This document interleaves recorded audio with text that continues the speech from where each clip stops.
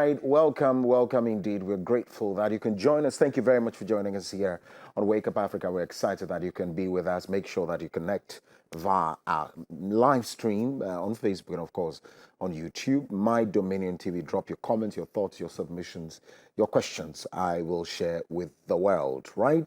My guests are in studio. It's a Tuesday, and so you should know the faces by now. You don't? Okay, I tell you.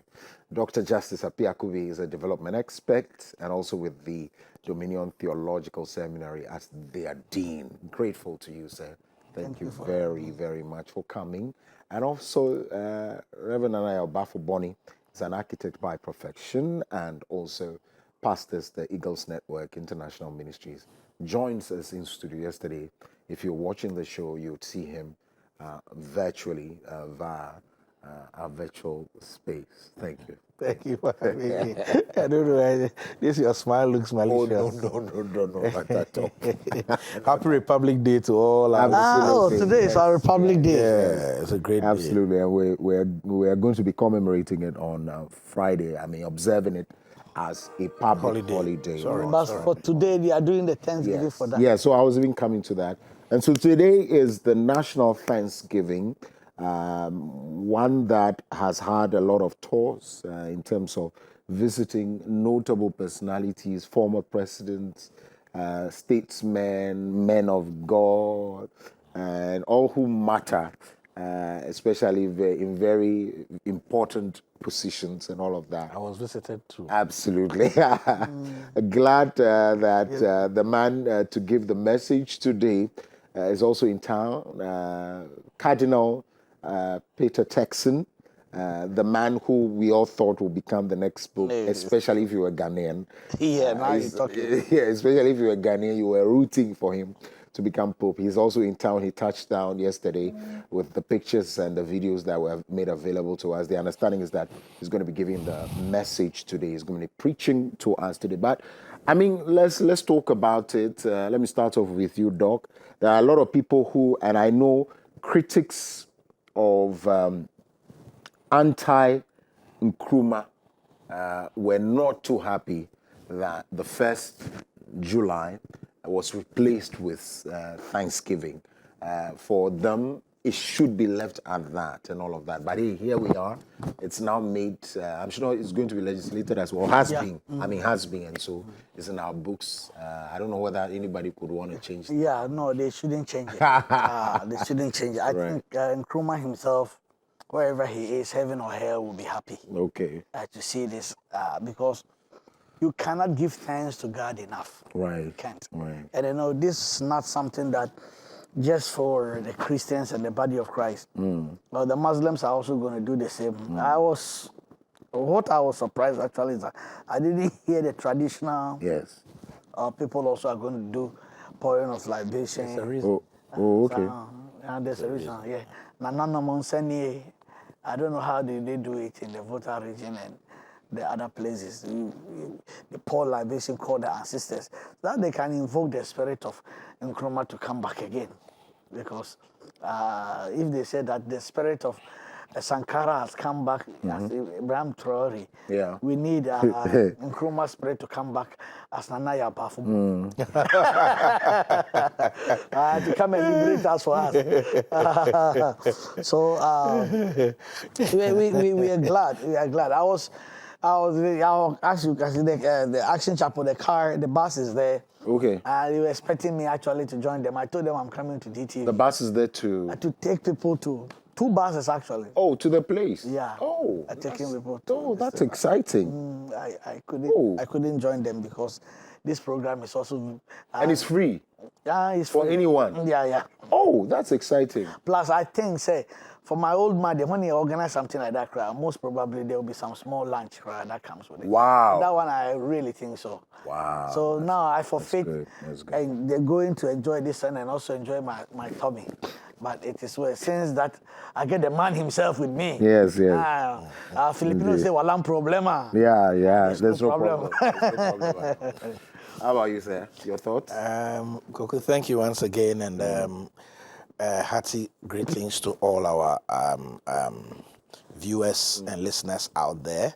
I want to really seize the opportunity to wish all of us a very happy Republic Day. I was deeply unsettled by the fact that this day was no longer celebrated and commemorated, in the last 8 years, because at the risk of sounding or at the risk of triggering some people, I would like to even say that if you are looking at it in terms of the political gravity, this Republic Day takes precedence even over our Independence Day, because in our independence we had become free to be an independent state, but still reporting to the Queen.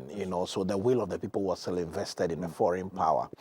And then on this day, Ghana became Ghana. So we can really say that on this day, Ghana was born, and Ghana became what it was. So if we cease to celebrate that, it's almost like burying the soul of the nation. And I think that, for me, if you ask, I think spiritually, it cast a very dark cloud over the nation the last 8 years. And I think it was part of, it could be, if you are looking at it from the spiritual lens, I could say that could have contributed to some of the great difficulties that we faced.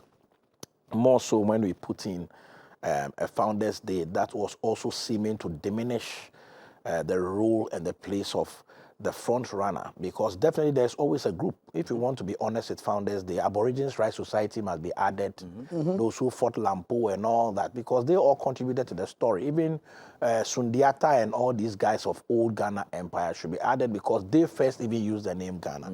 But that will lead us to a place of absurdity, but there's always an arrowhead. And so I think these two things being reinstated, because the Bible is very clear, that a generation that does not honor its fathers, it's accursed automatically, and I think that taking the soul of the nation, 1st July, and then diminishing the light of its arrowhead has cost us, whether we want to admit it or not. And I'm grateful that first is being commemorated, and contrary to what people think, it's being commemorated as Republic Day.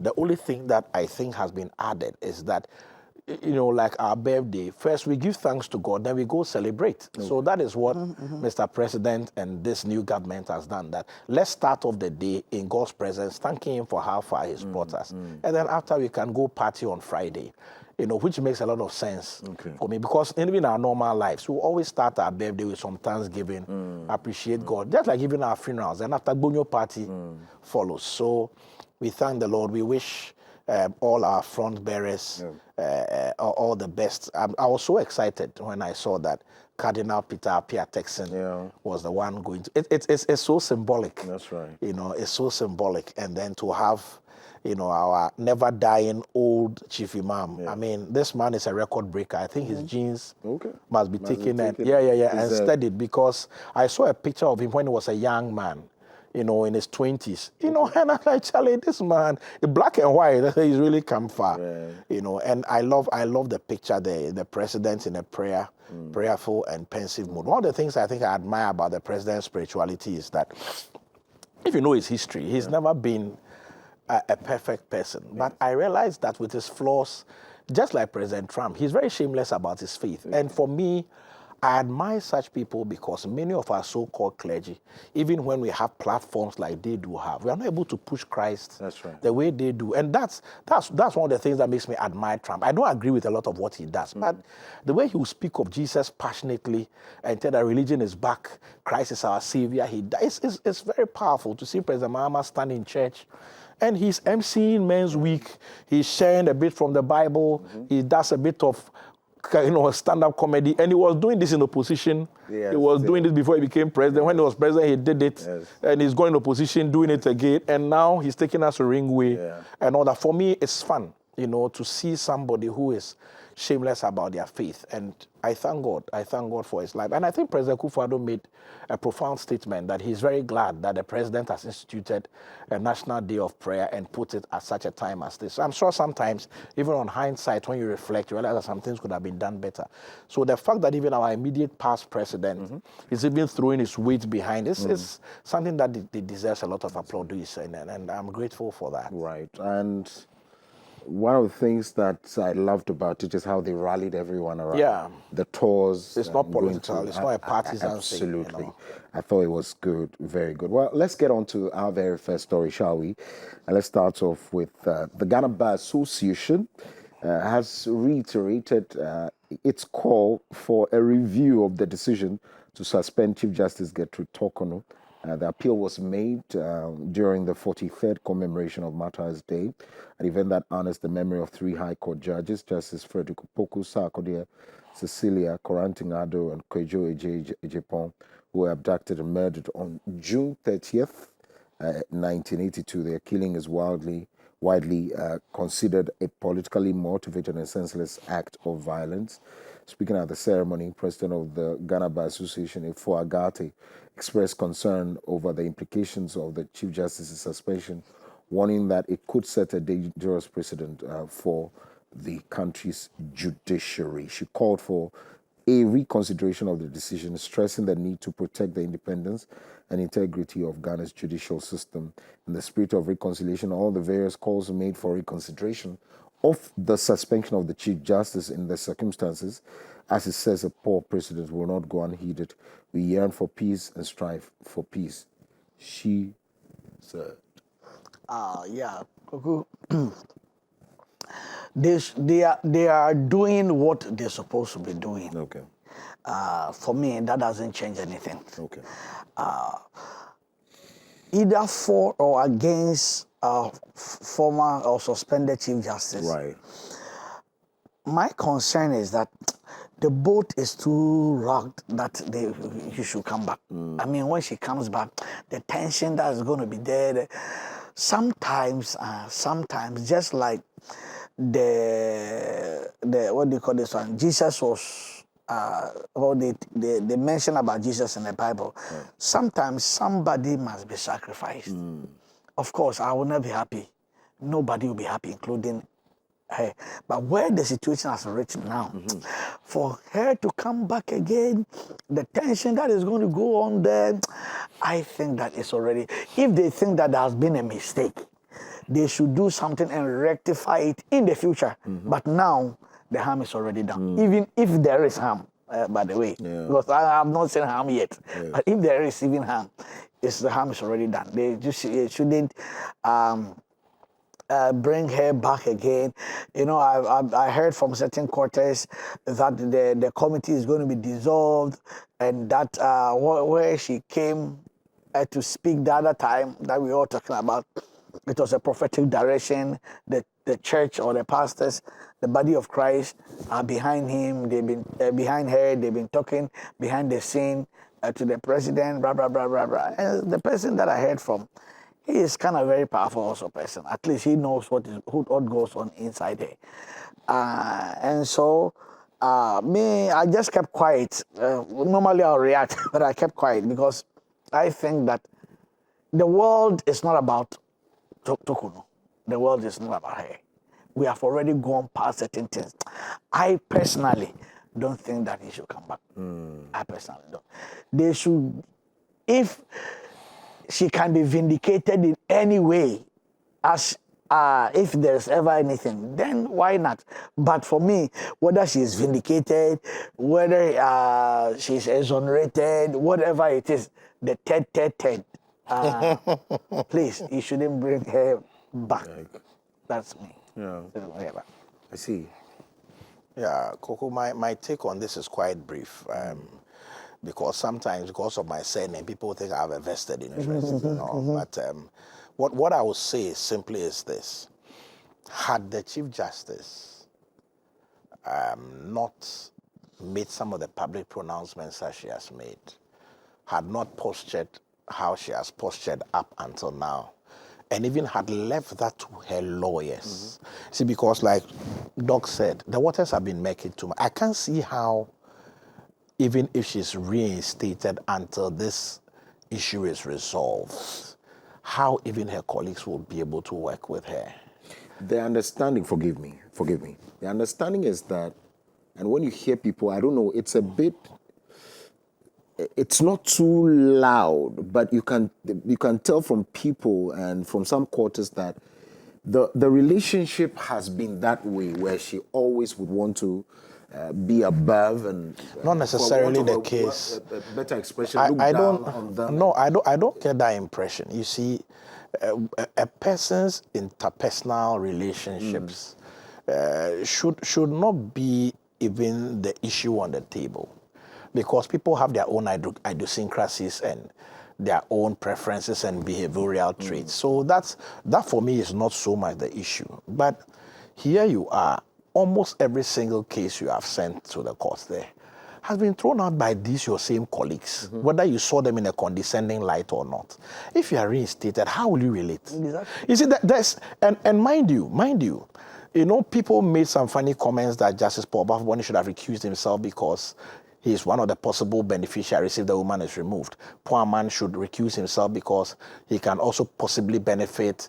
He's been named as a witness, and what else was said? It's conflict of interest. All these things are funny because, listen, even lawyers who have commented on these things publicly, who the GBA president, are potential beneficiaries. Because Yone Kolinde was taken to the Supreme Court, not through the system. He was not a judge at any lower court. So anybody, so if you want to go by, people should not speak because they can potentially benefit. Then Ghana must recuse itself from this whole case, because even I can be picked to go to the Supreme Court. So it's neither here nor there. There will always be people who directly or indirectly will have vested interest. That's what I'm saying. The waters have been very murky.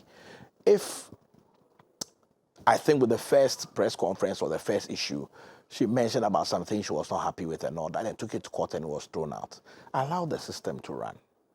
You understand? When after that you want to seek redress and you are throwing out some of these things that this was done to me, I felt emotionally tortured, this blah, blah. You see, there's some sympathy that would naturally erupt from the Ghanaian populace. But you see, the kind of feeling I'm getting from the press conferences is that it's almost like you are preempting that in case they take me out, remember that A, B, C, D, E was done to me, which is wrong and it should never happen. But you were screaming the law is the law. So allow the law to run its course, because if you believe in that legal system that you are presided over, that it has room for redress, and that redress will give you chance to be heard fairly and squarely, why not allow it to run? What are you afraid of? What are you scared of? You understand? So for me, I just feel that this call by the GBA is a little too late in the day. It should have come right at the onset. They didn't comment. Rather, they gave a first comment that looked as if they were all well and good with the presidency, if you remember. And yes. I think Felix Kwachovo even responded that he's happy for the first, and the GBA seems not to be up in arms against the government. Then there was Days later, they took this stance. Then now, just like the nursing thing, fingers were being pointed at the GBA president because he's married to Joe Garte, who is an MPP stalwart, and even somebody who is still seeking their presidential nomination. You understand? So then, is the GBA being railroaded by one person? I doubt, because it's a body, and one person cannot, hold them to ransom in that manner. But all these trappings are there, and I think that if the GBA was minded to reach out to our Honorable Chief Justice, that, Madam, take it cool. That voice will be out there, will be making all the noise. We'll make sure there is fairness. If it's possible for reinstatement, we'll fight that battle. That would have really helped. But as Doc said, as it stands now, even the junior judges, they're all watching, because if, for instance, you took a case to a high court and they ruled in your favor, the person is also thinking about his future. So now that I've ruled in the favor of Chief Justice, if it goes there, if the matter goes to appeal and goes out to Supreme Court and it is thrown out, and then some of the people at Supreme Court end up becoming Chief Justice, where does my future lie in terms of promotion and progression, in the judicial system? So there's a lot at stake. And you know how our politics is so fun in this part of our country. We cloud every decision with a political lens. So I think that GBA's call is very good. It's a call in the right direction. But I will plead that if our Honorable Chief Justice can minimize the public engagement, allow the lawyers to do all that noisy work. You get my point? And then as the waters calm down, I'm sure some of these things can be looked at. Because like Doc mentioned, there's sort of diplomatic engagements going on behind the scenes. And that is what I expected, really. Because I don't think for the life of me that CJ doesn't have President John Mohammed's number or anybody of influence and clout. Because their work is interconnected, you understand? It's almost like I am addressing an issue I have with you on this program. I'm sure you will find it very infantile because we have chance to speak before we come in studio. Before the cameras roll, we are talking casually. Yeah. So then I bring up a private matter. I'm trying to address you here. It may very well be my last time on this program. You know, It becomes like comes if I can and this guy. I mean, I don't know whether this is extremely touchy and sensitive. So I don't know what connection that presser had to do with the Martyrs' Day. Because the communication, a very insensitive communication that I saw that started happening online was, when she had, linked the location to where that was a historical distortion. And also, but Because now that thing had happened in June, while the execution had happened in June, Right. and that purported meeting she referred to had happened in October. So Right. they were months apart, and moreover, nobody went into that building. People had met. It's just like I park my car in front of Action Chapel to meet Daniel. Yeah. You understand? Yes. So it's not like we came to have a meeting at Action Chapel, but in the narrative is the closest landmark. Yeah. That was known, that was made. So nobody even entered any premises for crying out So loud. I am saying, And remember President Kufuor, before he left, renovated and launched that, Exactly. that lodge. So then if it was evil and was such a dent in our history, why would he even attach himself to it? I think it was an emotional blackmail that was way below the belt, if you ask me. And that is, to me, one of the main reasons why you were saying that he should allow her lawyers to talk. Most probably, Yes. the lawyers do not agree with her with what she's doing. no, So she better do it herself. but who should know better? A judge and a lawyer? It doesn't matter.